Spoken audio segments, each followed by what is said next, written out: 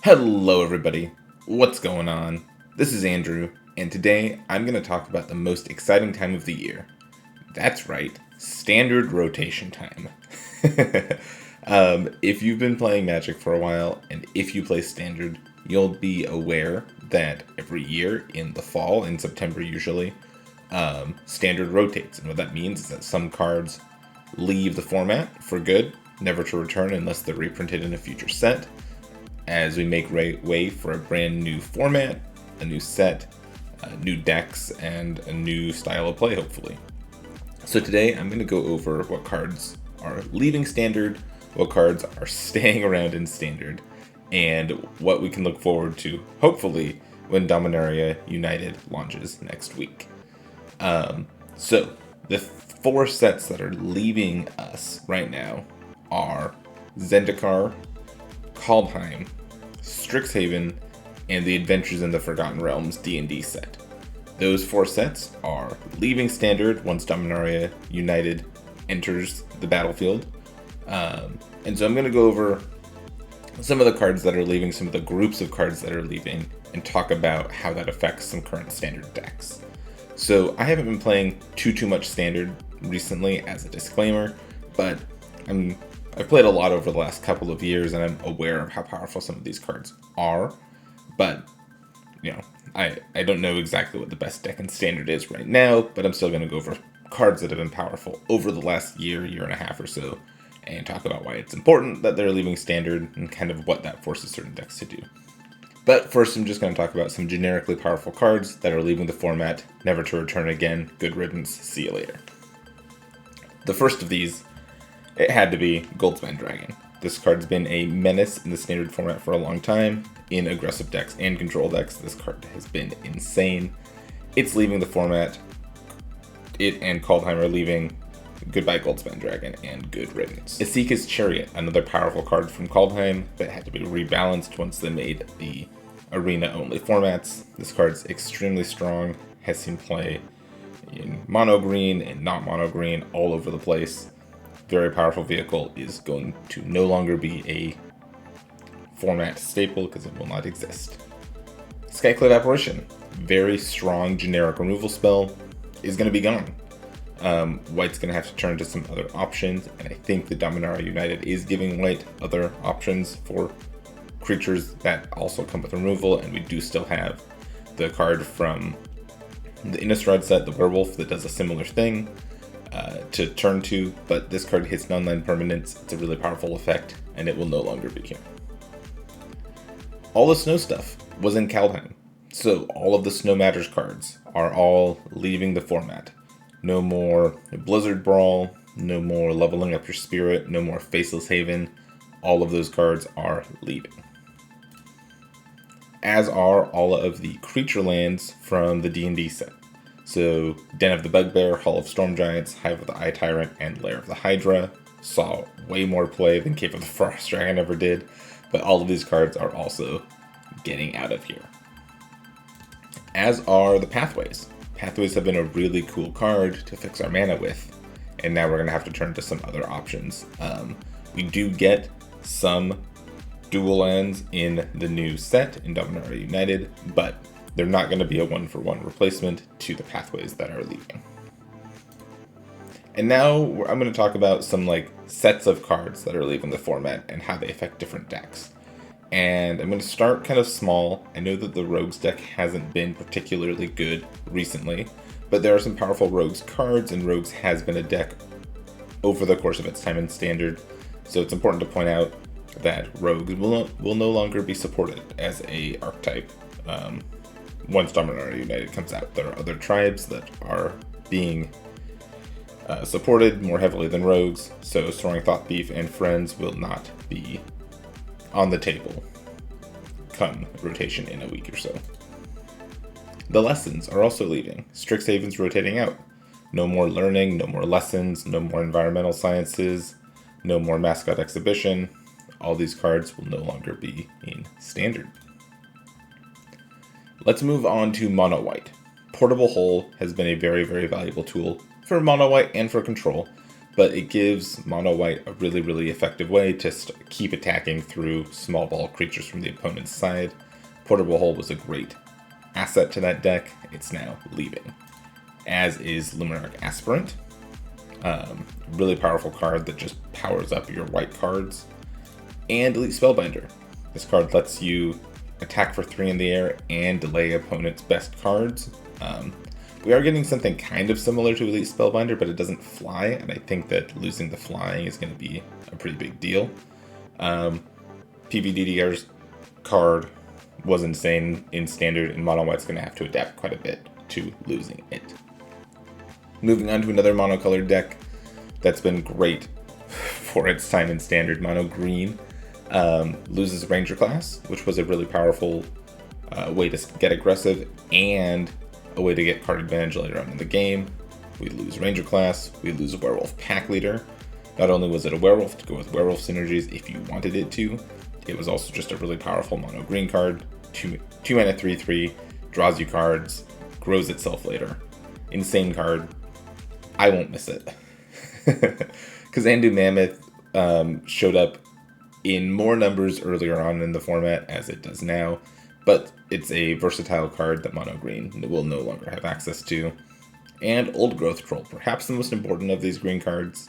This is a really powerful sticky threat that green no longer has access to.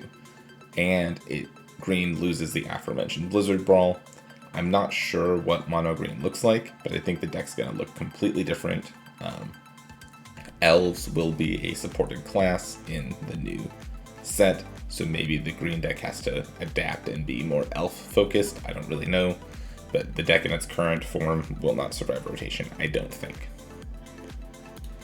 Deadly Dispute goes away. I feel like this card was super pushed, really powerful, and powered up with cards like Shambling Ghast.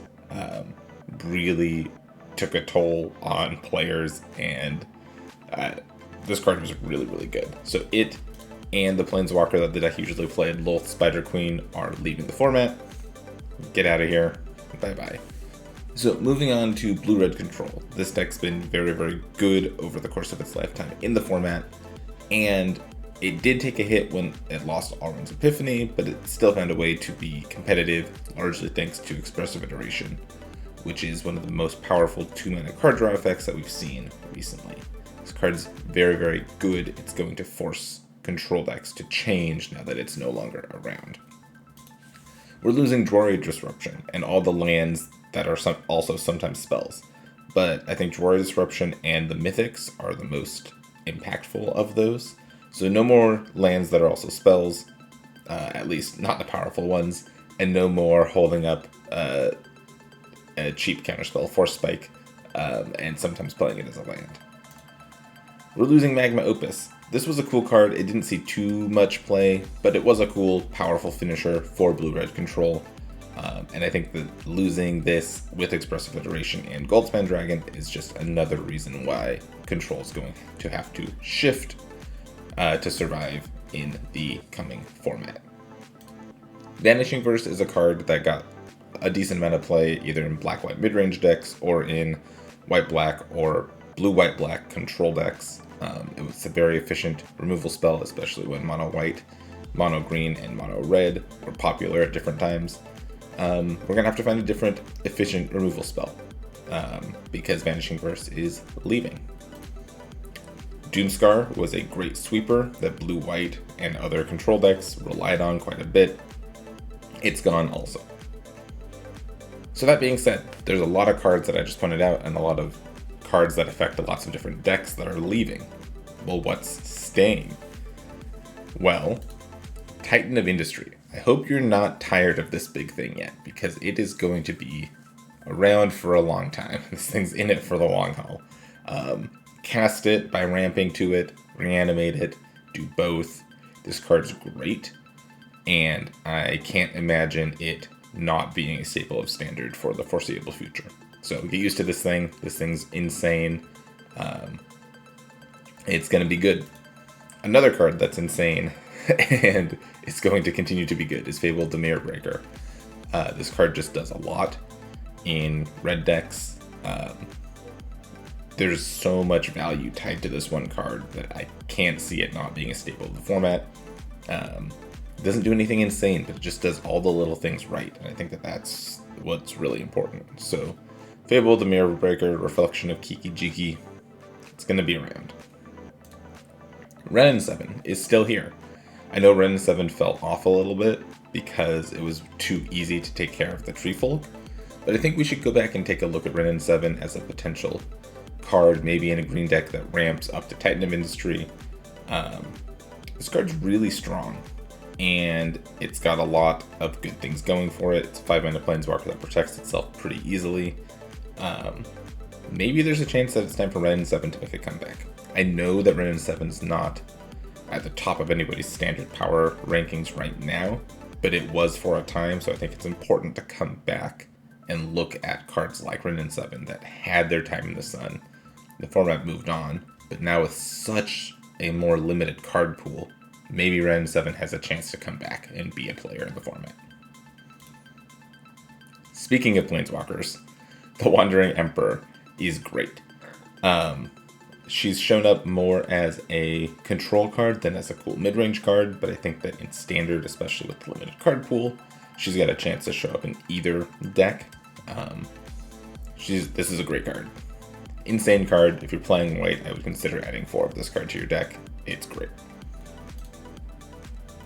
Speaking of white decks, Wedding Announcement is a really cool, powerful token creator enabler type thing.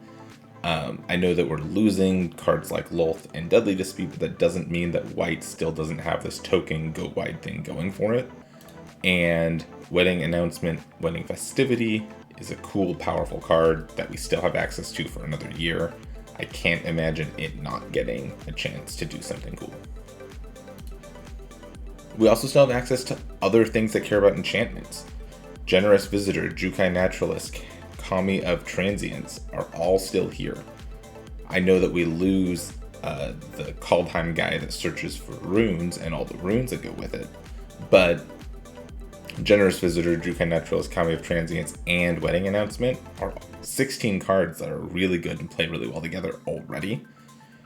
Add in Michiko's Reign of Truth and a couple more creatures that care, and we've got another deck here. Again, this deck showed up, did great, and then kind of got pushed to the side a little bit. Once we have the limited card pool again, I think really clean synergy decks like this one could be huge players in the format moving forward. So keep your eye on this deck. And we still have vampires. Vampires are here for another year, as are their enemies, the werewolves. And I'll talk about werewolves in a second, but vampires for now. We have Bloodtithe Harvester. We have Bloodthirsty Adversary. We've got all of the cool vampires from New Capenna. There's something here, right? All of these vampires work pretty well together. They span red, black, and blue. And I think there's probably enough here to build a pretty cohesive deck. I don't know what that deck is. I don't know if it's an aggressive deck, a mid-range deck, if it's a control deck that just plays a couple vampires to win the game. I'm not really sure, but there's something here. I imagine these vampires will stick around and be important players moving forward. And like I said, werewolves are also around. We've got cards like Kessig Naturalist to ramp into our more important werewolves. We've got Outland Liberator that deals with artifacts and enchantments, Reckless Stormseeker, Tovalar's Huntmaster, and we might even be able to lump in Graveyard Trespasser, Brutal Cathar, or Avabruck Caretaker, maybe? I don't know. But we've got powerful cards here. And again, with the limited card pool, it's worth going back and looking at all of the synergies that exist beforehand that had gotten pushed out because they weren't quite good enough. Well, maybe they're good enough now because we're only dealing with 5 sets worth of cards instead of 7 or 8 sets worth of cards. So I would take a look at werewolves again. There's probably enough here to put something together. Whether it's good enough or not, I don't know. I'm going to try to put a couple of these decks together though and see what we end up with. And that is going to be it for me for today. I didn't talk about any of the new cards, and that was my intention. I wanted to talk about cards from the sets that exist that I think are important to keep in mind when building decks using the new cards. I'll do another breakdown on some of the cards I like from Dominaria United, but for now, these are the cards from Standard that I want to keep my eye on, and see what we can do with some of the new cards from Dominaria United. The set looks great. I'm going to play a decent amount of Standard, draft a little bit of it once it comes out, and yeah, looking forward to it. That being said, like I said, that's it from me for today. Thank you so much for watching. I hope you enjoyed my recap of what's coming and going.